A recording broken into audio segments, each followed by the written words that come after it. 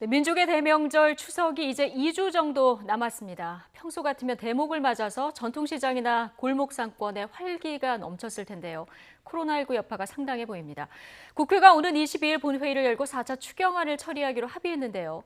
추석 전 재난지원금 지급에는 모두 동의한 상황이지만 전 국민 통신비 2만 원 지원이 변수가 될 전망입니다. 자, 어제 국회 대정부질문에서는 추미애 장관 아들 군특혜 의혹과 관련해서 치열한 2차 공방이 계속됐는데요. 자, 오늘 민병두 전 더불어민주당 의원 그리고 김용태 전 국민의힘 전 의원 두 분 모시고 정치권 이야기 나눠보겠습니다. 어서 오십시오. 예, 안녕하세요. 네, 안녕하세요. 네, 어서 오십시오. 22일 본회의에서 처리하겠다. 추석 전에 재난지원금 지급하자는 데는 여야 모두 지금 공감대를 이룬 것 같은데요. 지금 마지막 변수가 통신비 2만 원, 이 부분이 좀 남아 있습니다. 네, 민병두 의원님 의견부터 들어볼까요? 예, 통신비 2만 원 전 국민한테 지급하겠다 하는 그 배경에 대해서는 제가 이해가 안 가는 바가 아닙니다. 사람들이 경제가 어려울 때 가장 먼저 이 통신비 문제가 현실로 닥쳐오죠. 그래서 만약에 통신이 끊기게 되면 사회적 단절감을 느끼게 되고 고립감을 느끼게 되고 이제 그런 것이 이제 극단적인 선택으로 이어지게 되는 부분이 있다 보니까 예. 우리가 사회적 최저선에 대해서는 우리가 생각할 수 있는 부분을 갖다가 최대한 배려해보자 하는 생각이었을 겁니다. 그러다 보니까 이왕 하는 김에 일부 국민들이 선별 지원에서 배제된 것에 대해서 섭섭함을 느끼니까 전 국민 지원을 하기로 한 것이죠. 예. 근데 이것이 결국 대기업한테 가다 보니까 승수 효과가 없다고 하는 지적에 대해서는 일부 뼈아픈 지점이 있습니다. 그래서 제 생각에는 차라리 그냥 전 국민한테 통신비 명목으로 꽂아줄 수 있는 방법이 있으면 핸드폰에 지급을 해주고 예. 그것을 개인적으로 통신비로 쓸 수 있는 사람은 통신비로 쓰고 그렇지 않은 사람은 다른 용도로 쓸 수 있게 통신사로 하지 말고 예. 예.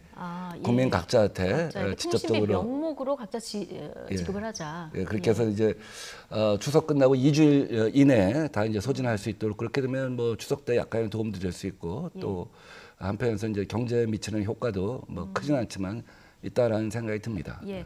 그러니까 통신비를 통신사에 지급해서 하지 말고 통신비 명목으로 전 국민에게 지급을 하자 이 금액을 이런 주장까지 지금 해주셨는데요. 야당은 지금 통신비 2만 원 이렇게 강력히 반대를 하고 계십니다. 차라리 독감을 무료로 맞추자 이것이 더 합리적이다 이런 얘기를 하고 계신 상황인데요.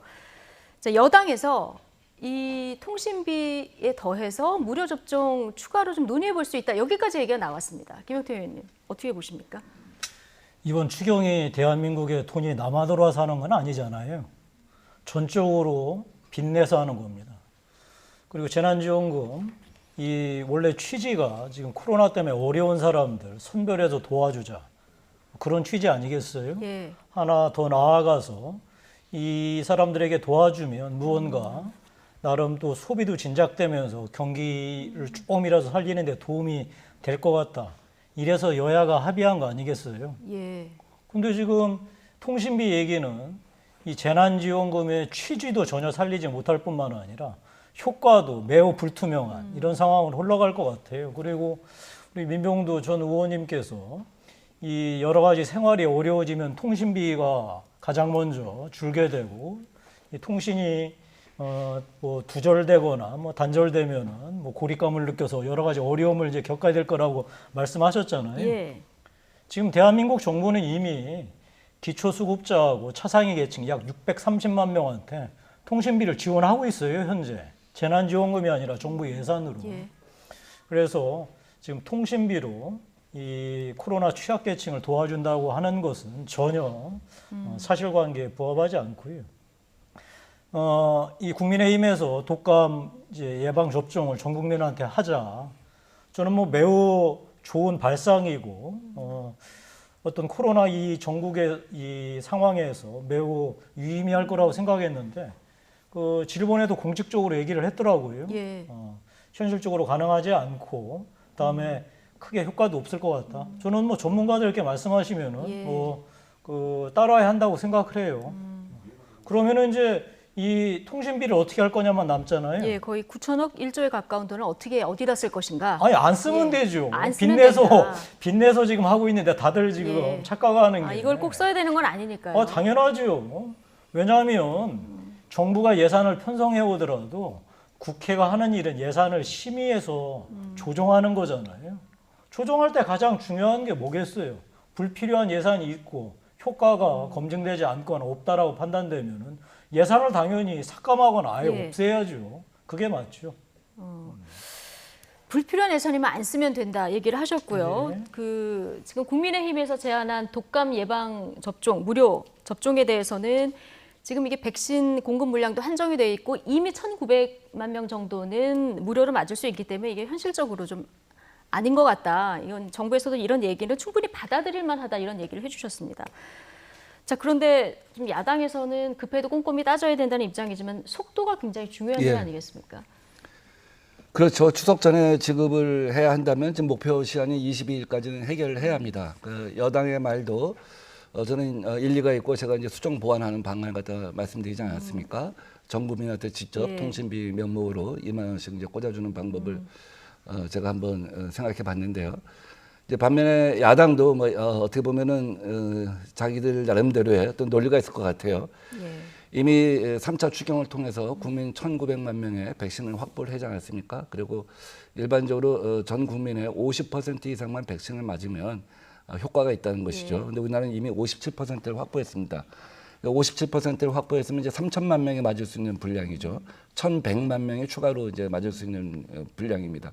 뭐 그것도 필요하다면 저는 할 필요가 있다고 생각합니다. 경기 진작 효과는 없겠지만 트윈 데믹이라고 하죠. 팬데믹이 네. 두 개 겹치는 거.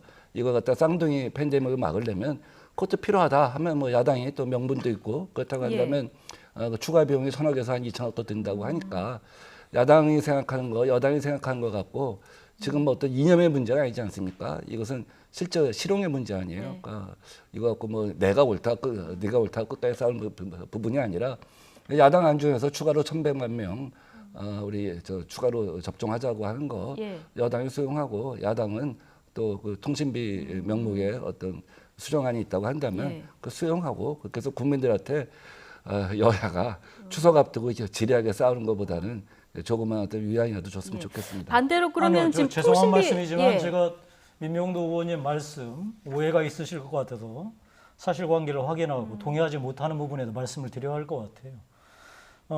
지금 질본에서 발표한 거는 코로나 관련해서 약 3천만 명한테 백신을 준비할 수 있다. 지금 공급 그렇죠. 받은 물량이 그 정도라는 거죠. 예. 그다음에 이제 또 하나 확인한 거는 코로나 말고 독감 예방 이 주사는 국민의 50% 이상 맞을 이유가 굳이 없다. 그리고 현실적으로도 어렵다. 이 두 가지가 나눠져 있다는 말씀을 드리고요. 국민의힘에서 제기한 전 국민에게 코로나가 아닌 독감 예방 주사를 놓자라고 하는 게 일본에서 굳이 현실성이 없고 효과도 없다라고 한다면 뭐 이 국민의힘에서도 이 전문가들 얘기에 따라서 처리할 수 있으면 처리해야 되겠죠.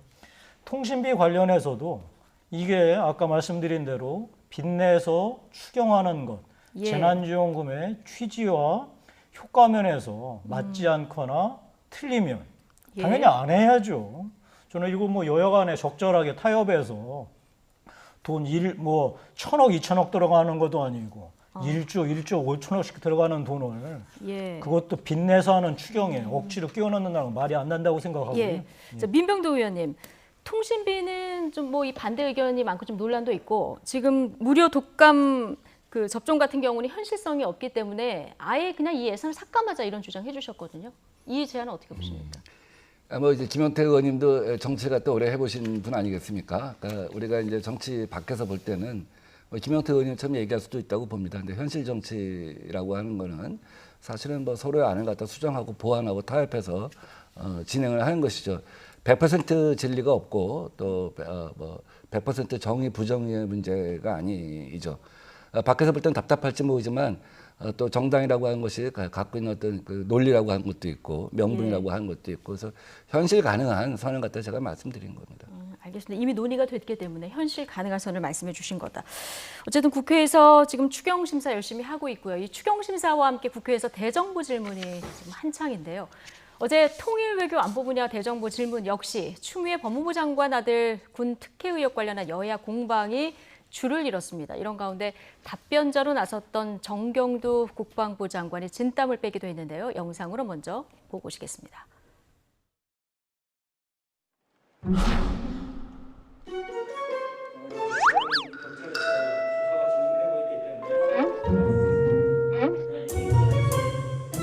이건 분명한 타령입니다.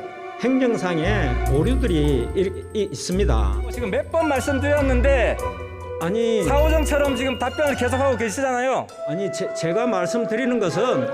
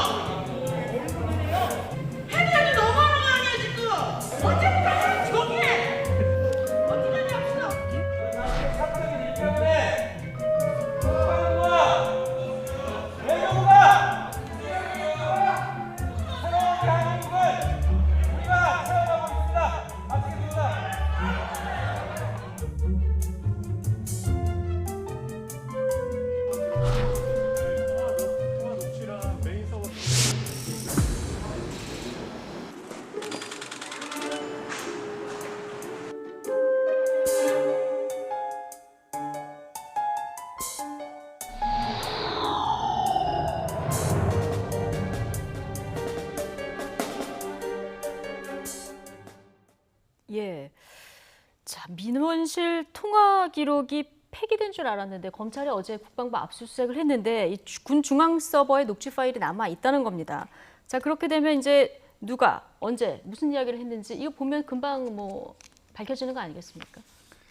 밝혀지면 사실은 없으면 없는 뭐 거고. 되게 이제 예. 허망할 거라고 봐요. 예. 왜냐하면 민원실이라고 하는 건 전 국민 누구나 전화할 수 있는 곳 아니겠습니까?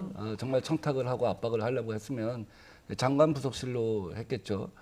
당연히 해피콜센터에 전화를 하게 되면 해피콜센터의 담당자 입장에서는 그에 관한 해석에 권한이 없기 때문에 부대에다 회람을 네. 시켰을 것이고 부대에서는 회람을 한 후 담당 병사가 갖다 면담을 해서 이런 일이라면 뭐 부모를 통해서 전화할 필요가 없다. 내가 답변을 해주겠다 해서 그 기록을 남긴 것이겠죠. 당시 부대에 있는 그 장교가 해피콜센터 역으로 추적해서 지금 3년 지난 시점에 예. 당시 이 전화를 받은 사람이 누구냐 수배할 방법도 없지 않습니까? 또 수배해본들 뭐 제가 볼 때는 문의 전화 이상이 아니지 예. 않습니까? 세상 어느 천지에 민원실에서 문의 전화 이상을 갖다 할 수가 있겠습니까? 그렇지 않아요? 그러니까 저는 뭐 이왕이면 일찌감치 이 사건이 불거졌을 때 국방부에서 이 자료가 기록이 남아있는지 확인하고 일찌감치 뭐 검찰에 뭐 자료를 자진해서 남겨주세요. 제출한다든지 이런 방식을 했으면 이렇게 불필요한 오해까지 오지 않았을 거라고 생각합니다. 근데 국방부는 지금 이 기록이 있는 거를 몰랐던 걸까요? 제가 볼 때는 뭐 국방부가 거짓말한 건 아니었을 것 같고요. 당시에 이제 몰랐다는 입장이 일관되게 유지된 거 아니겠습니까? 어떻게 보면 국방부 입장에서는 무관심했던 것이죠. 뭐 무관심이요. 자기 업무 소관이 아니고 뭐 검찰이 조사한다면 검찰이 조사할 일이고 국회가 이 문제 갖고 논박을 한다면 국회가 논박을 할 일이지 국방부가 이 문제 갖다가 알아서 먼저 선제적으로 이것과 관련된 조사를 할 필요가 없다 하는 일종의 이제 무관심 같은 거였는데 저는 그래서는 안 된다고 봐요. 정부의 모든 부처는 항상 모든 경우에 대비해서 국민 눈높이에 비춰서 일찌감치 이 부분을 갖다가 파악을 하고 제가 보는 별거 아닌 사건이었는데 민원실에 전화한 것 같고 민원 기록에 세상 어느 천지 민원실에서 무슨 압박이 가능하겠습니까? 그러니까 일찌감치 자체적으로 조사를 했었다면 하는 아쉬움이 있습니다. 예.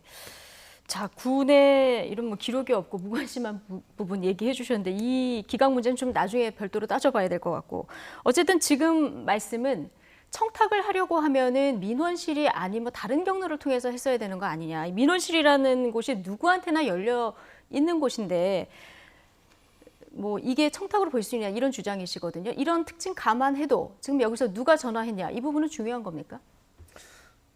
민원실에 누가 전화할 수도 있죠. 예. 근데 문제는 거짓말 때문에 그래요. 전화한 적이 없다고. 그래서 확인해 보려고 했더니 없어졌다고.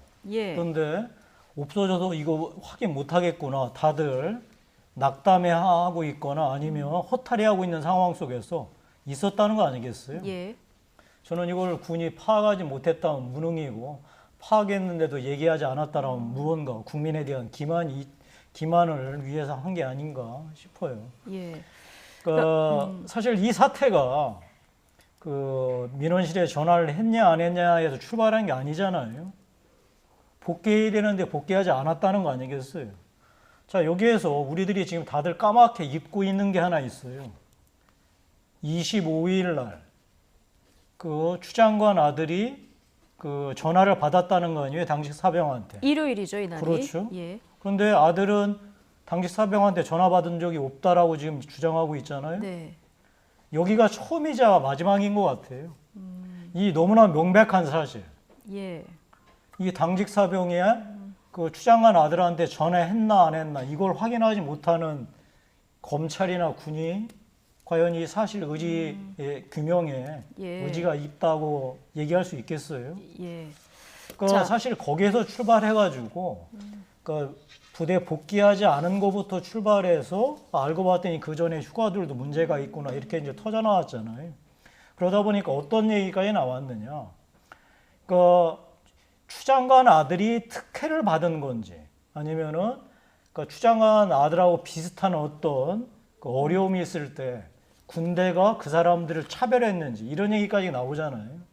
그러니까 저는 추 장관 아들 문제 때문에 대한민국 군이 차별을 일삼는 집단 아니면 어떤 행정서류 이런 거조차도 제대로 챙기지 못하는 무능한 집단 나아가서 정말 대한민국 이 국방을 책임지는데 과연 대한민국 군대가 능력이 되겠느냐 이렇게 국민의 그 걱정을 사는 집단으로 전락하게 된 게 참으로 이 사건의 가장 본질적인 비극이라고 생각합니다. 예, 어쨌든 지금 국방부 대응의 문제점도 지적을 해주셨고 지금 추미애 장관 아들의 군 휴가 특혜 문제, 이 청탁 의혹보다 지금 문제는 그 중간중간에서 말에 혼선이 빚어졌던 부분이라던가 대응에 더 문제가 있다 이렇게 얘기를 해주셨거든요. 이 부분은 어떻게 보십니까?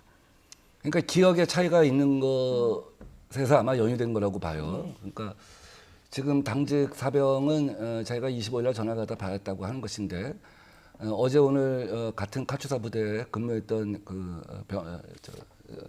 동료들의 증언에 따르면 부대 자체가 틀리다는 거 아닙니까? 지금 당직 사병은 알파 부대고 이 서일병은 배틀 부대였다 하는 것이고 또 이미 25일 날 문제가 사단이 난다는 것은 있을 수가 없다. 그거는 정말 미복귀 상태가 있었으면 점호는 안 해도 출석 체크를 할지 현원 체크는 하기 때문에 금요일에 금요일부터 문제가 됐을 수 예. 있었던 거 아니냐 이런 얘기인 거죠.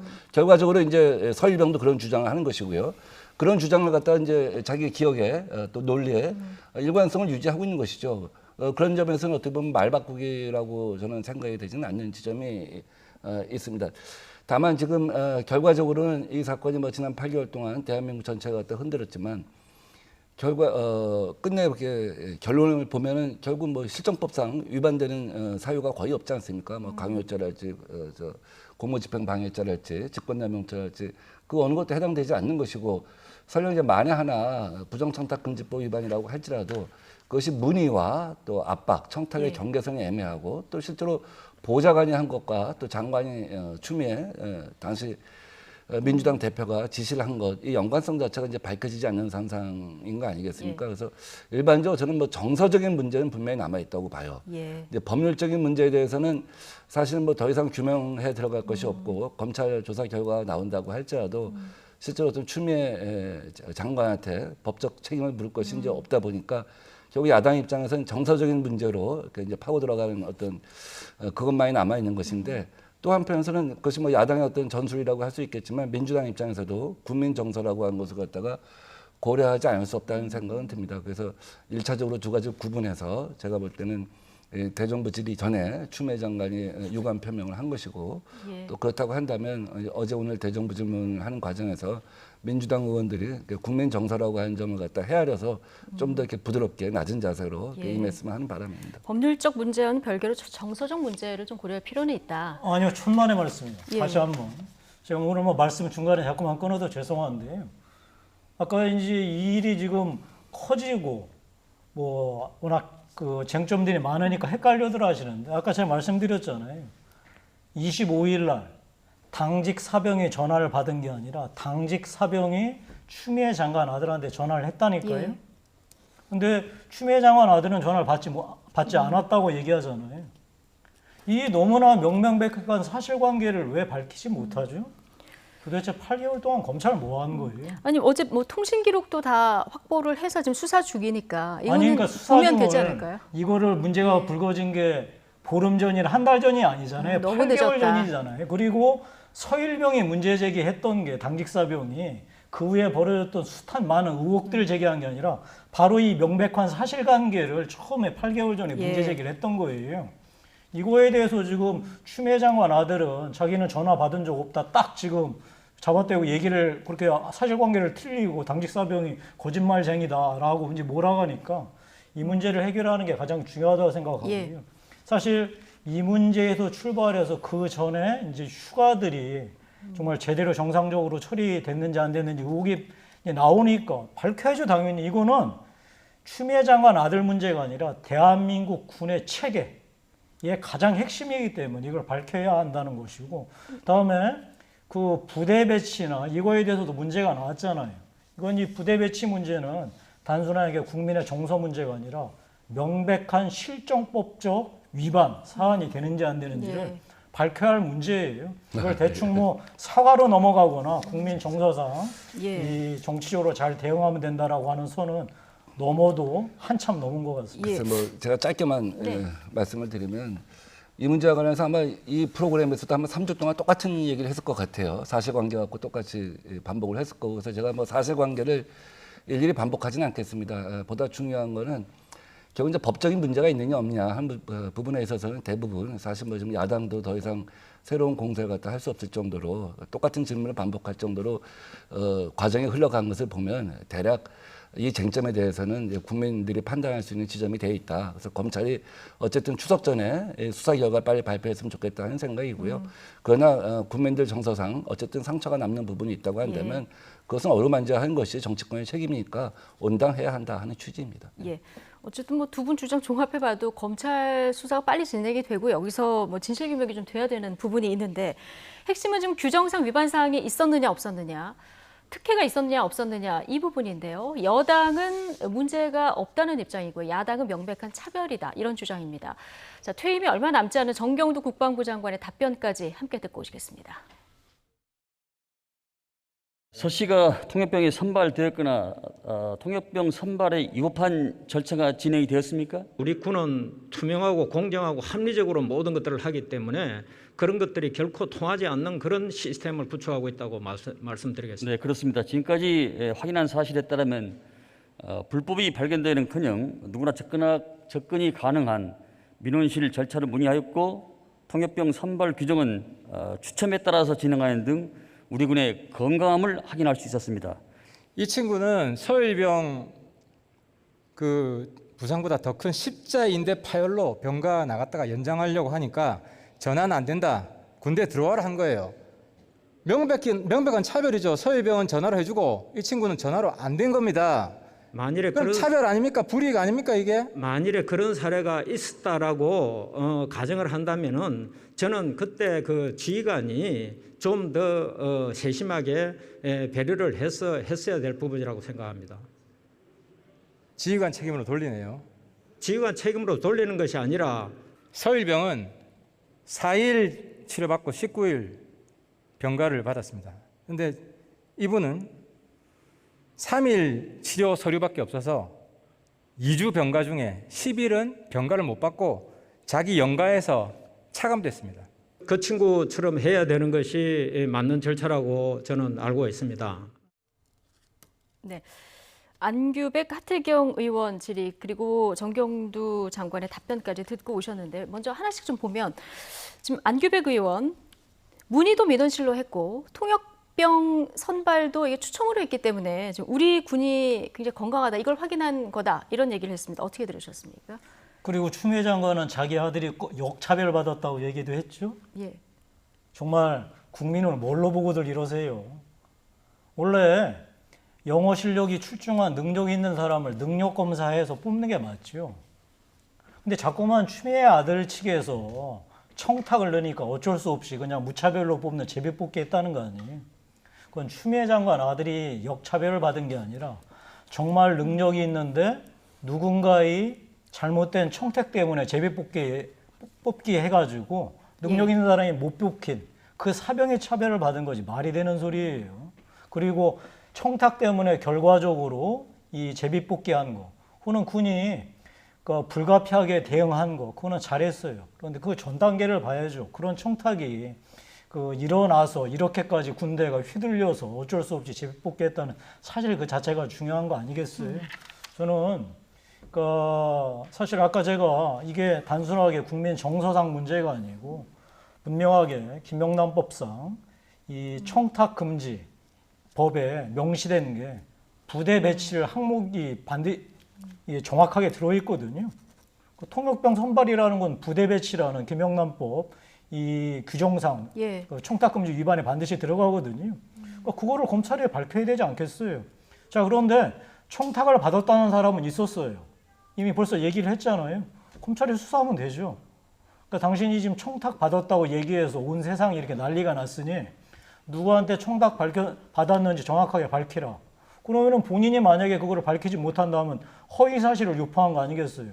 그럼 그 사람은 그렇게 처벌하면 되고, 청탁을 만약에 받았다면 청탁 받은 사람을 조사해가지고 청탁의 경위를 밝힌 다음에 그것이 실질적으로 김영란법 위반인지 아닌지 밝히면 되지 않겠어요? 이런 거를 지금 검찰이 하라는데 계속해서 지금 뭐 집권 여당이나 청와대에서는 예. 검찰이 잘 수사해서 빨리 밝혀달라고 얘기하는데 이런 검찰을 믿을 수 있겠어요? 지난 8개월 동안 아무것도 안 했던 검찰을? 그러니까 자꾸만 특임검사나 특수본 얘기가 나오는 겁니다. 예, 어쨌든 지금 뭐 어제 압수수색도 하고 수사를 다시 재개한 이런 상황이니까요. 민병도 의원님, 어제 하태경 의원이 다른 병사들의 사례를 하나씩 들면서 형평성 문제를 이제 제기를 했습니다. 뭐 지금 십자인대 파열 병사 얘기 나왔습니다. 다른 사례들도 여러 가지 들었는데 여기에 대해서 정경두 장관의 답변은 서류가 갖춰진 날짜만큼이 병가, 그리고 없으면 연가 처리가 원칙이다 얘기를 했거든요. 자, 그렇다면은 서류를 갖춰야 병가로 인정이 되는 것이 더 많은 사례라는 얘기가 되는 건데요. 이 부분은 어떻게 보십니까? 이게 원칙이라는 건데. 예, 그 아마 지금 그 결론은 국방부의 결론은 그런 그 원칙을 지키면서 예. 정상적으로 휴가 명령의 승인이 이루어졌다 하는 거 아니겠습니까? 그것이 뭐 요양심의를 갖다 거쳐야 하는 경우도 있고 아닌 경우도 있고 불가피한 경우도 있고 경우의 수가 다 다르다는 것이죠. 그리고 만약에 그러한 그 서일병과 같은 사례에 그 부합되지 않는 그래서 휴가 갖다 받지 못한 사례가 있었다고 한다면 지휘관이 좀 더 유연하게 이 문제 갖다 처리했어야 하는 것이고 방향 자체는 그게 맞다는 거 아니겠습니까? 예. 그래서 아마 일반적인 원칙론을 얘기한 것 같고요. 좀 전에 김영태 의원님 말씀하신 과정에서 약간 오해가 있을 수 있는 것이 마치 서일병이 다른 사람을 통해서 통역병 지원을 하니까 안 되겠다. 그래서 이 제도 자체에 갖다 추첨을 바꾼 것이 아니라 그 당시에 일생에 한 번 있을까 말까 한 평창올림픽에 참가해서 뭐 영광을 생각하지 않겠습니까? 그래서 너나 할 것 없이 너무나 많은 사람들이 청탁을 했기 때문에 꼭 뭐 서일병이 청탁을 해서가 아니라 굉장히 많은 수가 청탁을 했기 때문에 이 경우는 추첨을 들 것이 필요가 있었다 하는 생각이 드는 거죠. 그래서 뭐 그 당시에 전수조사를 해서 청탁한 사람을 갖다가 우리 부정청탁금지법 위반으로 뭐 다스리려면 다스릴 수도 있겠지만 사실은 이건 제도 자체가 성립되기, 제도 자체가 있기 전에 어떠한 식으로 사람을 뽑을 것인가에 대한 제도 자체가 있기 전에 이루어진 과정이기 때문에 예. 이것 자체가 어떤 뭐 근본적인 문제 삼을 수는 없을 거라고 보고요. 어쨌든 그 앞으로 이런 문제에 있어서 누가 봐도 제일 중요한 건 국민들 누가 봐도 어떤 서로 간에 불이익이 없고 또 기회는 공정하게 이루어질 수 있는 그런 방안을 갖다 만들 필요는 있다고 봅니다. 예, 여러 가지 사례에 대해서 지휘관이 좀 더 유연하게 대처를 했어야 된다 얘기를 해주셨는데 어제 국방부 장관도 이 부분을 지적을 했고요. 오늘 지금 서욱 국방부 장관 후보자 인사청문회가 진행 중인데 역시 여기에 대한 질문이 많았는데 지휘관의 판단은 상황마다 달라서 여기서 평가하기는 어렵다 이렇게 얘기를 했거든요. 지금 군대 안 간 저는 정말 잘 몰라서 이 지휘관의 재량권이 어디까지 저는 인정되는 겁니까? 어제 국방부 장관 이 국회 질의응답 보면서 대한민국 군대가 이렇게 망가진 건지 아니면 정경두 국방부 장관이 망가진 건지 진짜 헷갈렸습니다. 저는 대한민국 군대 여전히 아직도 신뢰할 만하고 거기에 속해 있는 유능한 지휘관들 저는 훌륭한 분들이 넘쳐난다고 생각을 해요. 자, 이 어제 나왔던 얘기들은 이거예요. 그러니까 다른 병사들이 서일병하고 동일한 상황에서 불이익을 받았다. 저는 그렇게 생각하지 않습니다. 그러니까 불이익을 받았다고 생각했던 병사들 있잖아요.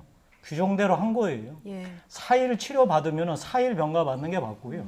그다음에 아무리 아프더라도 부대에 복귀해가지고 다시 심사받아서 휴가를 가는 게 맞죠. 그리고 도저히 들어갈 정도가 안 되면은 허가를 받은 다음에 병가가 아닌 연가 처리하는 게 맞겠죠.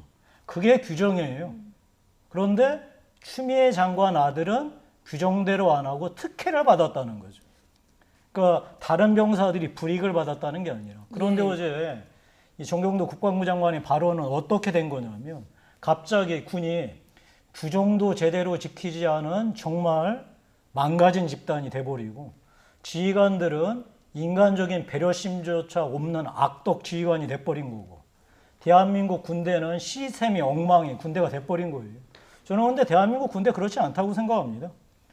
그러니까 대한민국의 모든 군인들한테 규정이 엄격하다 너무 라고 하는 시비는 있을 수 있지만 그 규정대로 나머지 사병들 전부 다 이 적용받는 게 맞고요.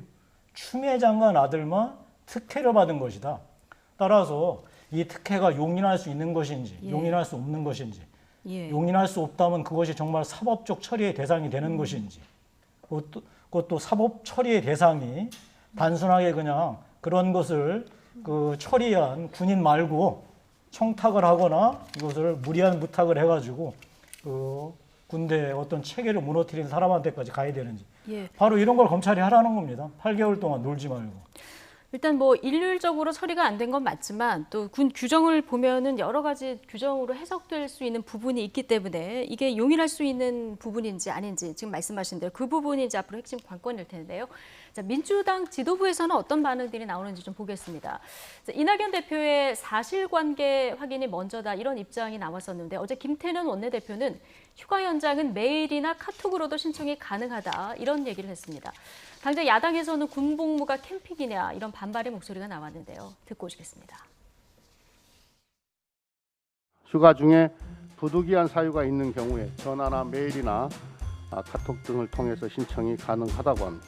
휴가 중 몸이 아픈 사병을 부대에 복귀시켜 휴가 여부를 결정해야 한다는 것은 달라진 군대 규정을 모르고 하는 소리입니다.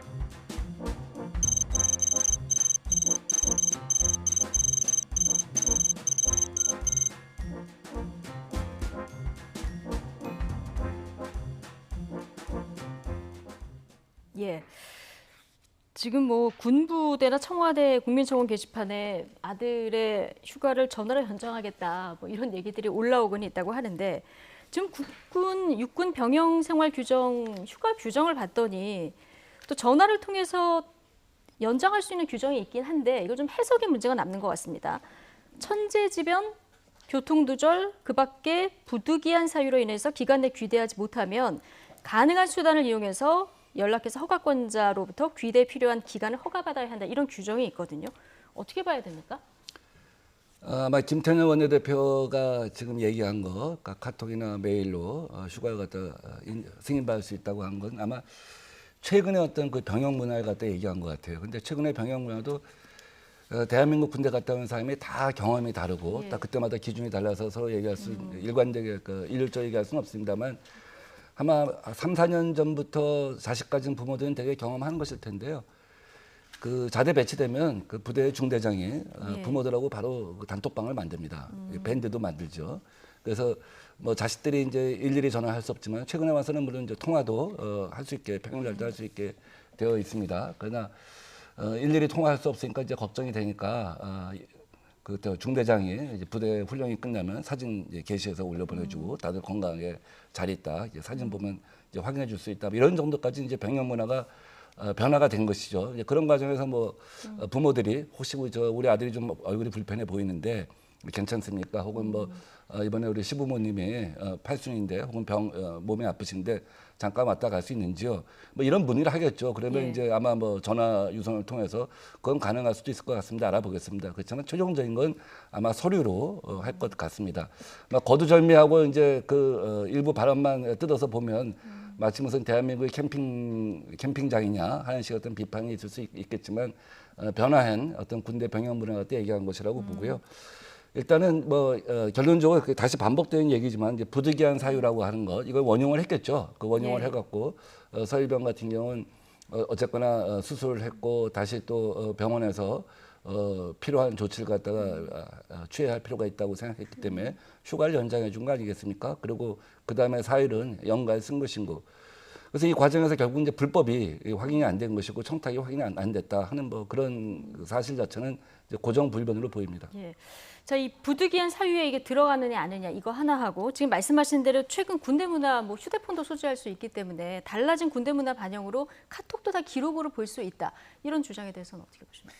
이제 카톡 때문에 국민들 가슴에 불이 난 거는 사실 맞는데 본질은 카톡으로 휴가 연장이 되느냐 안 되느냐가 아니에요. 예. 가장 핵심은 부득이한 사유 때 본인이 직접 즉각적으로 연락해서 부대장 즉 허가권자에게 이 사유를 설명하고 허가를 득하여야 된다는 것을 규정을 위반했다는 것이죠. 예. 그게 가장 핵심 아니겠어요. 그러니까 25일 날 부대를 미복귀했다. 그거는 휴가를 연장받지 않은 상태에서 이 미복귀를 했다고 하는 게 지금 현재 여러 가지 정황상이 있으니까 이 부분을 밝히는 게 가장 핵심이 아니겠어요. 다음에 미복귀하였을 때는 그 후에 바로 부대 안으로 들어간 다음에 내가 왜 지금 늦게 복귀할 수밖에 없었는지에 대한 모든 징빙 서류를 제출해도 즉각 제출하라는 거 아니겠어요. 근데 그 얘기를 지금 듣지를 못했어요.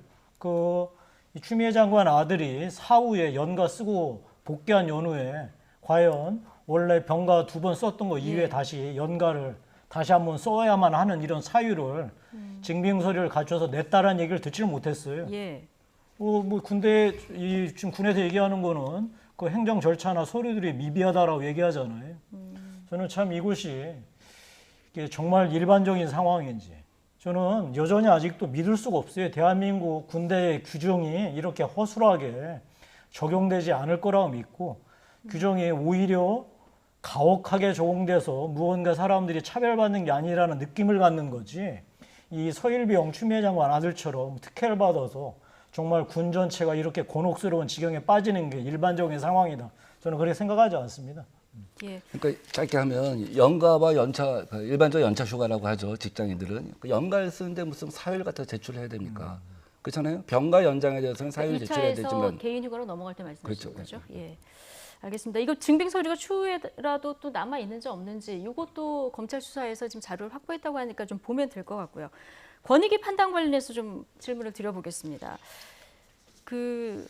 검찰이 주무장관 가족 수사를 제대로 할 수 있을까? 이게 이해 충돌의 우려가 있을까 없을까? 이런 부분의 얘기가 나왔었는데 권익위가 일단 직무 관련성이 없다 이런 판단을 했고요. 또 하나가 특혜 휴가 의혹을 제기한 당직 사병에 대해서는 공익 제보자가 아니다 이렇게 판단을 했습니다.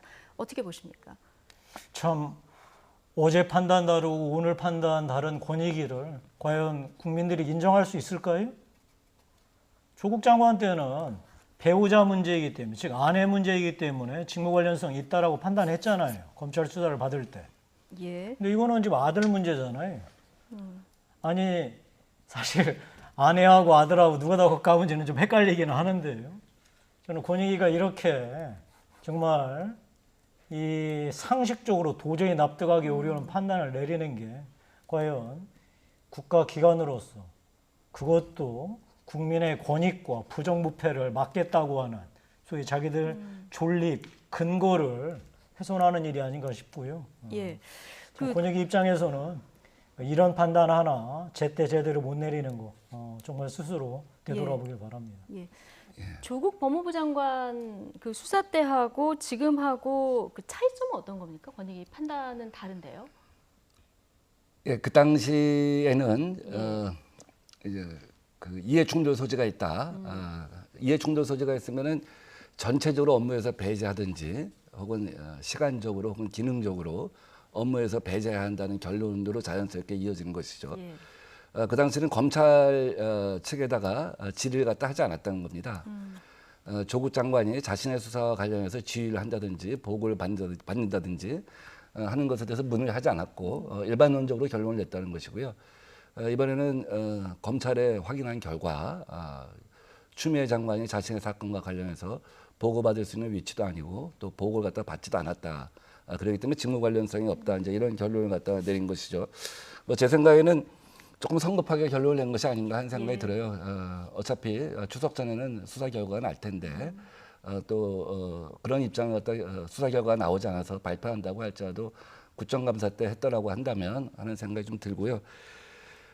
공익제보 관련해서는 우리나라 이제 부패방지 3법이 있습니다. 공익제보법이 있고요. 그다음에 부패방지법이 있고 부정청탁금지법이 있습니다. 어느 경우에도 사실은 그 공익신고자로서 보호받는 프로그램이 있습니다만 지금 현직이 아니잖아요. 현직에 있는 상황 하에서 공익신고를 했을 때는 보호 프로그램이 즉각적으로 작동이 됩니다. 근데 현직이 아닌 경우에 대해서는 아마 좀 검토를 해볼 필요가 있어서 부패방지법 범주에 넣어갖고 아마 좀 검토하고 있는 것이 아닌가 하는 생각이 듭니다. 예.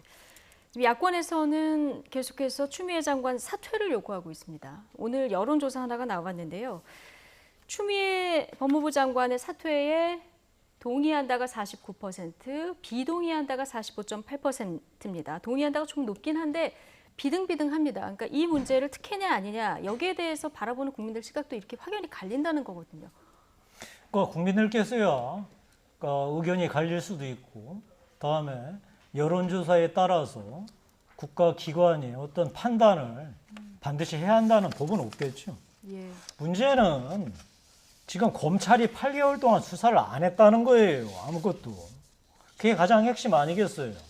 근데 지금 와서 이제 문제가 좀 더 불거지니까 결국 한다는 소리가 검찰 수사 지켜보겠다. 그걸 누가 믿겠어요.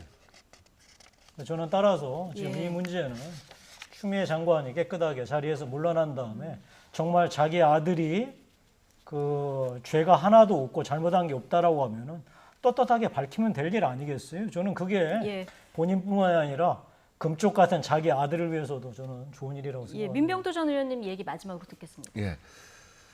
아마 국민들 사이에서도 저렇게 판단이 엇갈리는 것은 이렇게 분명하게 어떤 위법 사항이 확인되지 않는 그런 지점 때문에 갈린 것 같습니다. 그런 과정에서 아마 정서적인 판단이 주로 작용한 것 같아요. 그래서 그런 지점에서 본다고 한다면 아마 정부 여당 입장에서는 이번 주 대정부 질문을 갖다가 잘 대응해서 하는 것이 중요하고 그 과정에서 가장 중요한 건 오늘 여러 번 반복해서 말씀드리지만 국민들이 생각하는 어떤 불편함 이런 부분에 대해서는 고개 숙이고 가는 것이 맞다 하는 생각입니다. 사실관계에 대해서는 분명하게 대응하되 정서적인 부분에 있어서는 낮은 자세로 임하는 두 가지 접근 방법을 갖다 택해서 국민들의 최종적인 판단을 갖다가 구해보는 것이 순서라고 생각합니다. 예. 사실관계에는 엄격히 대응하지만 정서적 문제는 좀 고려하면서 대응해야 된다. 자, 오늘 이 얘기 반복적으로 해주셨습니다. 자, 오늘 두 분 말씀 여기까지 듣겠습니다. 민병도 전 더불어민주당 의원, 김용태 전 국민의힘 의원 두 분 모시고 이야기 나눠봤습니다. 고맙습니다.